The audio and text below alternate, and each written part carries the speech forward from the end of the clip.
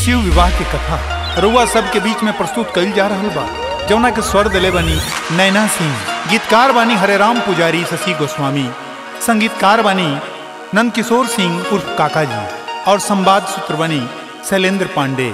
आई हमनी के शिव विवाह के कथा सुनी। एक समय के बात हो, ब्रह्मा के मानस पुत्र भगवान नारद पृथ्वी लोक पर भ्रमण करत भगवान नारद राजा हिमाचल के यहाँ पहुंचनी। नारद के आगमन देखे राजा हिमाचल अति प्रसन्न भइले और सेवा सत्कार में जुट गईले। हिमाचल कहले, हे ऋषि, हमार अहो भाग्य बा कि रउआ जैसन ऋषि हमरा यहाँ पधरी।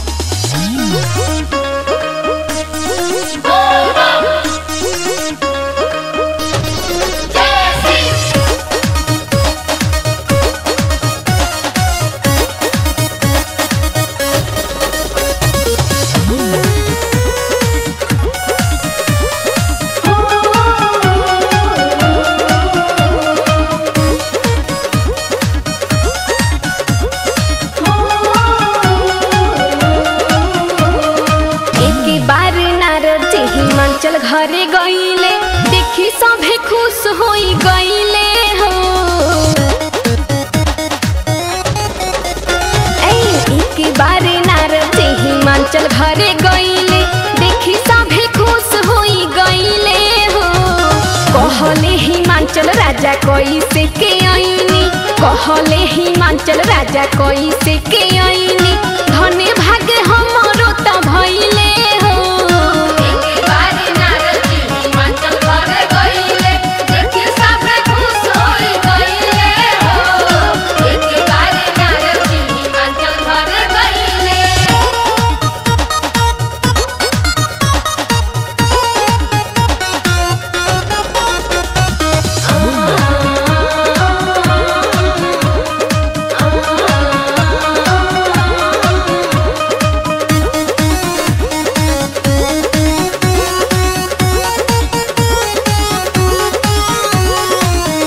ऋषिवर नारद के सेवा सत्कार कैला के बाद राजा के मन में इच्छा भई तनी अपना पुत्री के भाग्य के बारे में जाने। राजा कहले, हे मुनिवर, तनी हमरा बेटी के भाग्य के बारे में बताई तथा ई बताई कि एकर ब्याह शादी कैसन वर्षे हुई, कैसन घर मिली, कैसन द्वार मिली। एगो बाप होके के नाते हमरा मन में ई चिंता बा।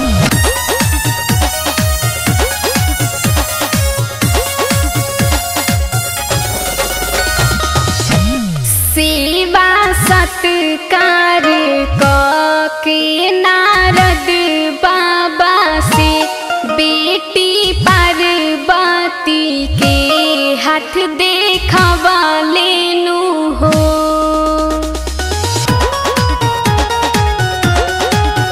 सेवा सत्कार के नारद बाबा से बेटी पार्वती के हाथ देखवा लेनु हो। सेवा सत्कार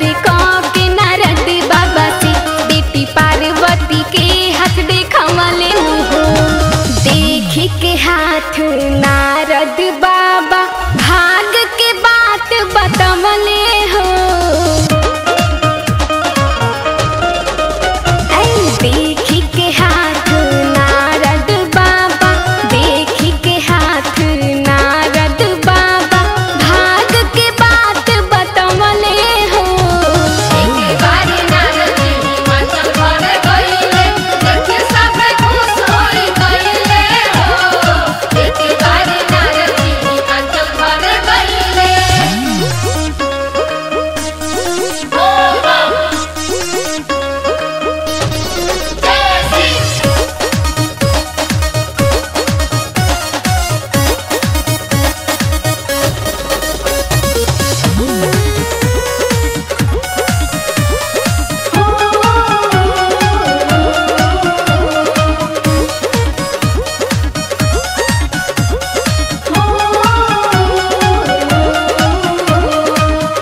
हाथ देखला के बाद नारद जी कहनी, हे राजन, तहार बेटी बहुत भाग्यशाली बिया।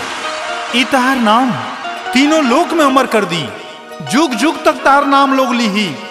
ऐसे ई कभी तप करे जाओ वन में, एकरा के रोकी हो मत, एकरा के तप करे खातिर जाए दी।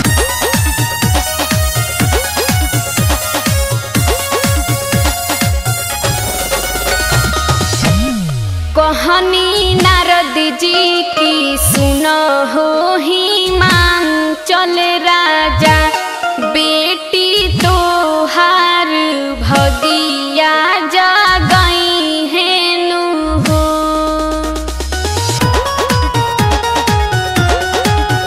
कहनी नारद जी हिमांचल राजा से, बेटी तो हार भगिया जगई है हो। कहनी नारद जी हिमांचल राजा से, बेटी तो हार भगिया जगई है हो। रोकी हो ना कोबो तुहु बेटी पार्वती के, जदि कोबो ताप करे जाई है हो।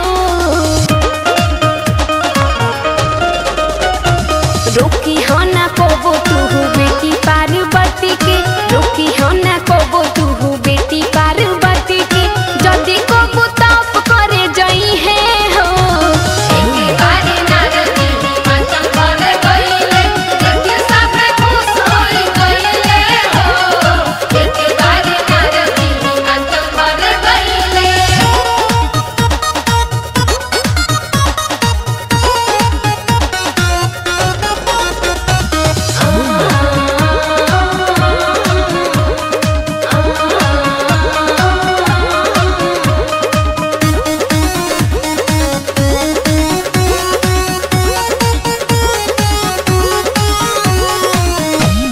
नारद जी कहनी, हे राजन, तहार बेटी बड़ होके आ तपस्या करके मन जोगे बर पई हैं।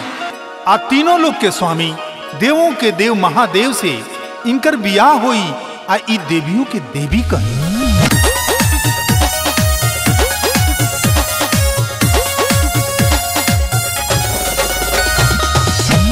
बड़ा होके बेटी तो हारे कई के तपस्या, मन जोगे बर ई होता पई हेनु हो।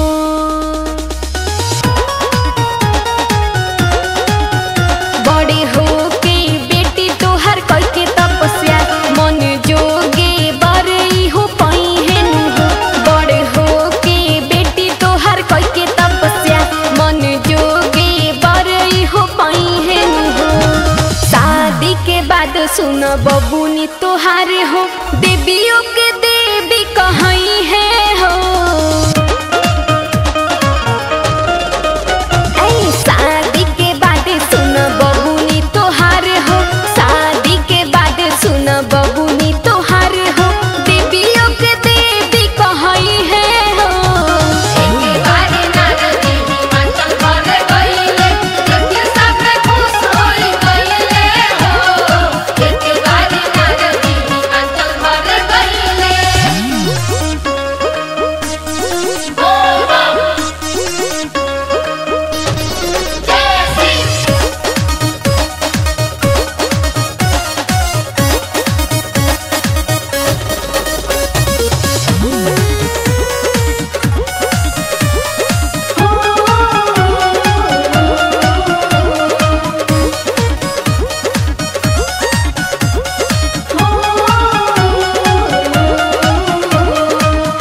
देखते देखते समय बीत गई। मैना रानी के लाडली पार्वती बाल्य अवस्था से युवावस्था में पहुंच गई। ऋषिवर नारद के कथनानुसार पार्वती के मन में इच्छा जागता कि वन में जाके अपना आराध्य देवाधिदेव महादेव के तपस्या करी।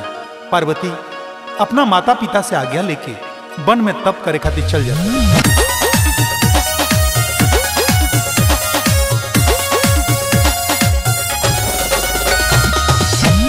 मैना रानी के आँखी के पुतरियानु हो, बेटी पार्वती छोट से बड़ भैली हो।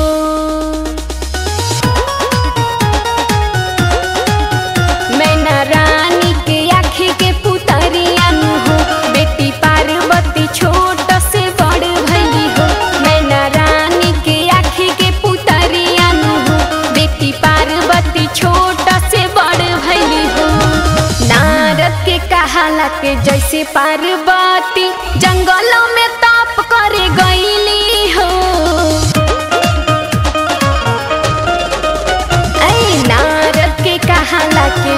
पार्वती, नारद के कहाला के जैसे पार्वती जंगलों में तप करे गईली हो।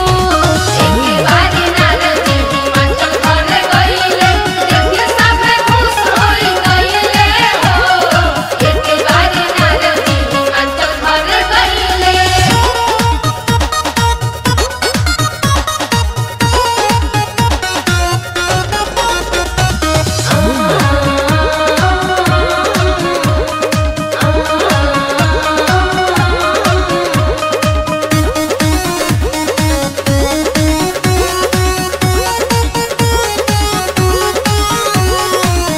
एने विधि के विधान के अनुसार तारकासुर नाम के राक्षस देवलोक पे अत्याचार के लिए तीनों लोग ओकरा अत्याचार से कांप रहल बा।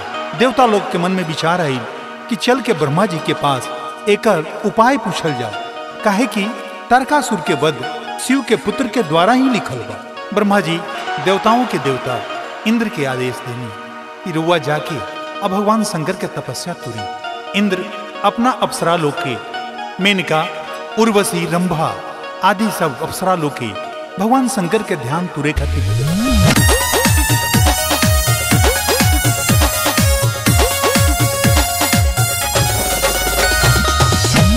सब देव मिली जुली ब्रह्मा लगे गईले हो। जाके ब्रह्मा जी से इहे गुहार कईले हो।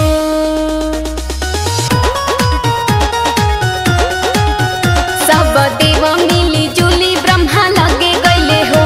जाके ब्रह्मा जी से इहे गुहार कईले हो। सब देव मिली जुली ब्रह्मा लगे गईले हो। जाके ब्रह्मा जी से इहे गुहार कईले हो। तुरेला ध्यान ब्रह्मा इंद्र से कही, परी कैलाश पर भेजैले हो। तुरेला ध्यान ब्रह्मा इंद्र से कही, तुरेला ध्यान ब्रह्मा इंद्र से कही, परी कैलाश पर भेजैले हो। एक बार नारद जी हिमाचल घर गईले, देख सब खुश होई गईले हो। एक बार नारद जी हिमाचल घर गईले।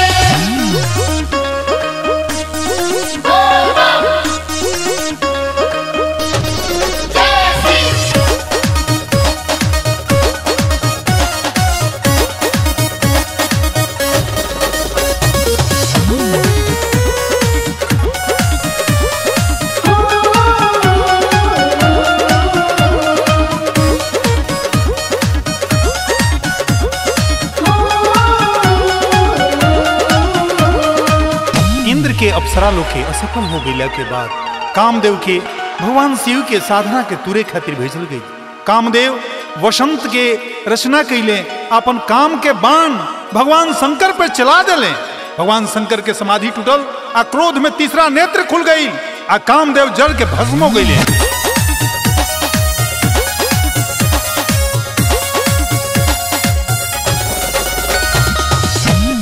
कैली कितनो प्रयास पारी भोला लगे हो। तब भोला जी के ध्यान नाही तुरे पैली हो।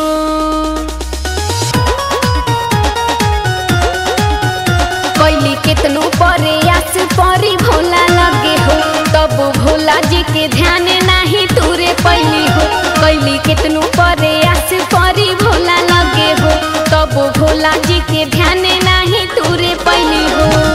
अंत में काम देवी भोला जी के ऊपर लुकाई के बाण चलैले हो। अंत में काम देवी भोला जी के ऊपर, अंत में काम देवी भोला जी के ऊपर लुकाई के बाण चलैले हो। एक बार नारद जी हिमाचल घर गईले, देख सब खुश होई गईले हो। एक बार नारद जी हिमाचल घर गईले।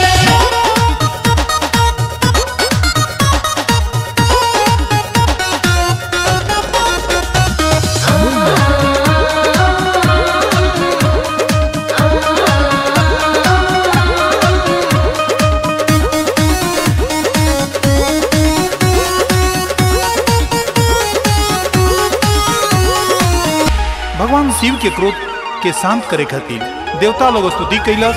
अब भगवान शिव से प्रार्थना कैलस कि हे भोलेनाथ, रुआ पार्वती से बियाह करी ताकि जगत के कल्याण होके। भगवान शिव राजी हो गईनी। ऋषि लोग के कहनी कि जाके पार्वती के परीक्षा लो लोगिन। ऋषि लोग जाता कहता काई बौराह के अरभंगी के फेर में पड़ल बड़ू, जरा ना घर बा ना दुआर बा, कोनो अच्छा बर ढूंढ लो। पार्वती कहत रही कि महादेव अवगुण भवन, विष्णु सकल गुण धाम, जाहि जाहि से मन रटे, ताहि ताहि से काम। अब फिर तपस्या में उ लाग जा।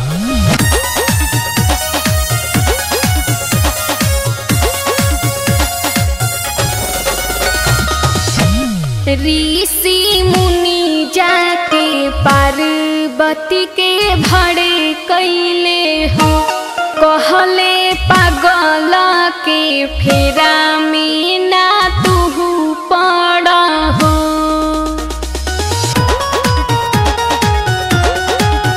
ऋषि मुनि पार्वती के भड़कैले नु हो, कहले पागल के फेरा में ना तू पड़ हो।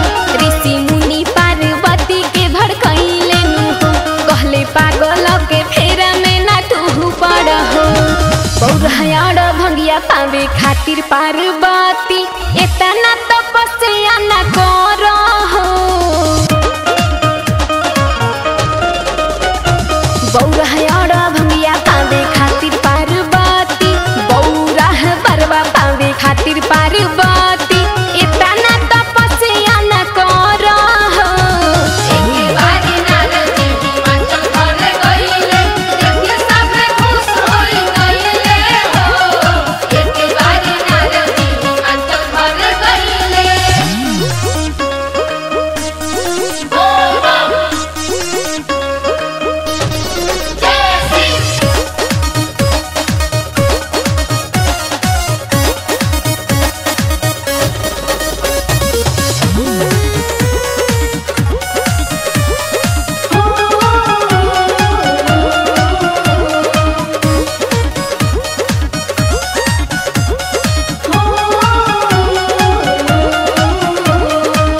जब सब देवता लोग और ऋषि लोग असफल हो गए, तब भगवान शिव स्वयं पार्वती के परीक्षा लेने के मन में सोचनी।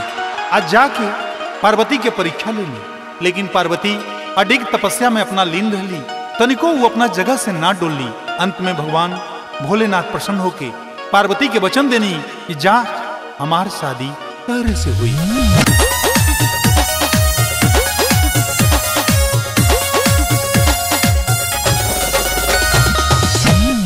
अंत में महादेव रूपावा बदली केलू हो, खुद पार्वती जी लगे गईलेनु हो।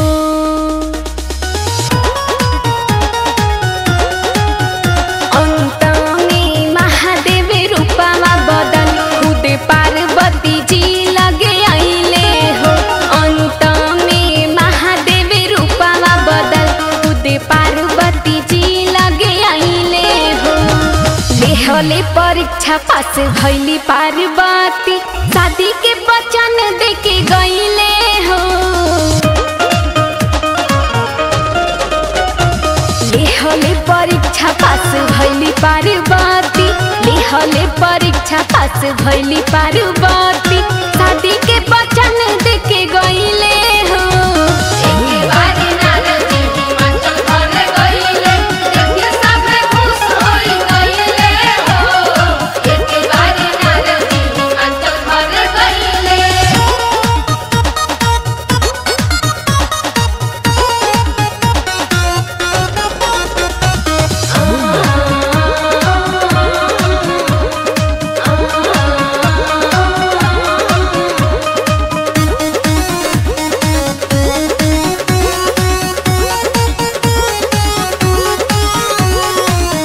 पार्वती के तपस्या से खुश होकर भगवान शिव जब वचन दे देनी शादी करे के नहीं हिमाचल की, यहाँ शादी के तैयारी हो रहल बा, बड़ा धूमधाम बा, बारात आवे के तैयारी में लागल बा लोग। भगवान शिव अपना बसहा बैल पर सवार होके राजा हिमाचल के द्वार पर पार्वती से बियाह करे खातिर चल दिले बने।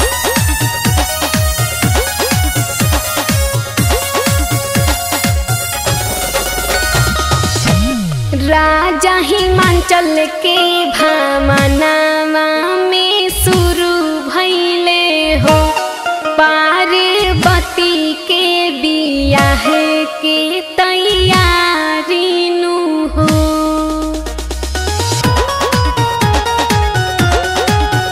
राजा हिमांचल के भामनावा में पार्वती के बियाह के तैयारी भइले हो।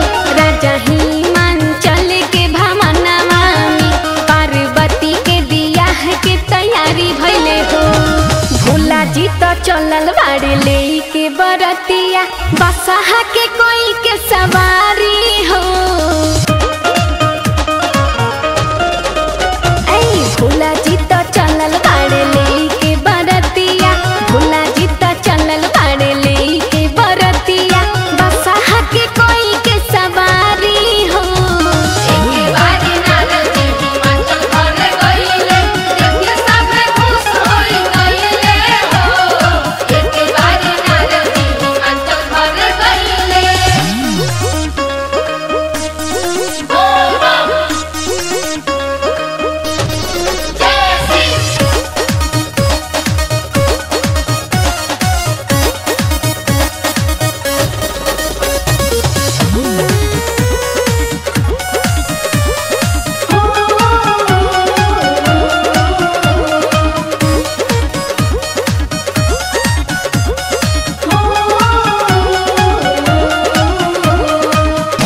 जब भगवान शंकर के बारात हिमाचल के द्वार पर लागल, विचित्र प्रकार के दुल्हा के सवारी आप विचित्र प्रकार के बराती लोग ये सब देख के पार्वती के सखी लोग मजाक उड़ावे लगल।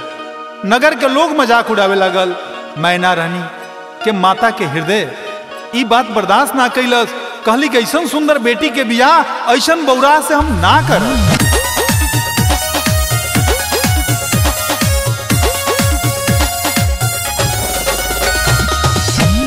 देखी बाराती औरी भोला जी के रूपावा के हो सखी सहेलिया मजाक उड़ैली नु हो।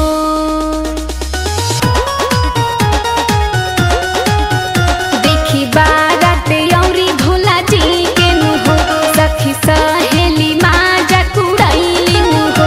देखी बाराती औरी भोला जी के हो सखी सहेली मजाक उड़ैली नु हो। देखते दामाद बौरा मैना रानी विवाह के विरोध हो कैली हो। देखते दामाद बौरा मैना रानी देखते दामाद बौरा मैना रानी विवाह के विरोध हो कैली हो।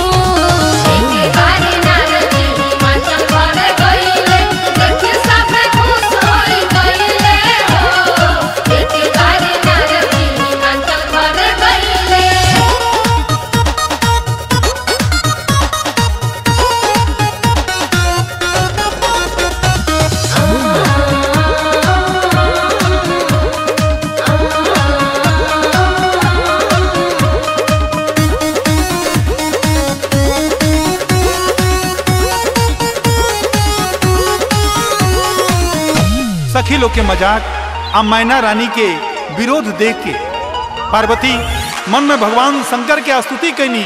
हे भोलेनाथ रुआ तंतरयामी हुई रुआ सब कुछ जानत नहीं। हे नाथ राउर लीला के नहीं खे जानत। कम से कम हमार लाज रखी हमारा नगर के लाज रखी। हे स्वामी भगवान शिव पार्वती की आराधना सुन के अपन रूप बदल देनी। अब भगवान शिव के विवाह पार्वती से हो गया।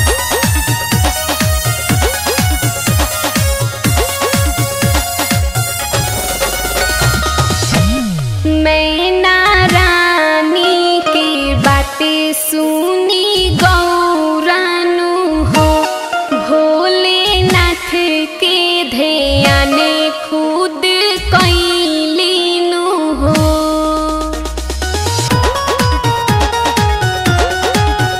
मैना रानी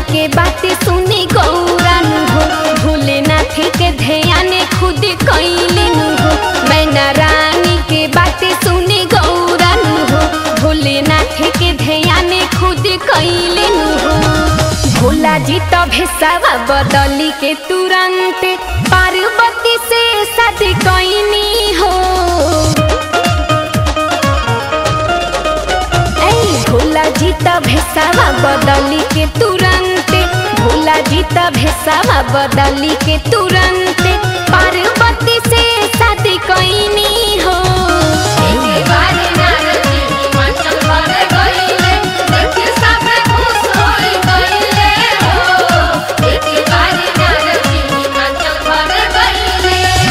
अंत में जब शिव के और पार्वती के विवाह भइल, विवाह के पश्चात भगवान गणेश आ कार्तिकेय के जन्म भइल, जौन जग विदित बा कि यह कार्तिकेय जी राक्षस तारकासुर के वध कैनी आ देवता लोग के उद्धार कैनी।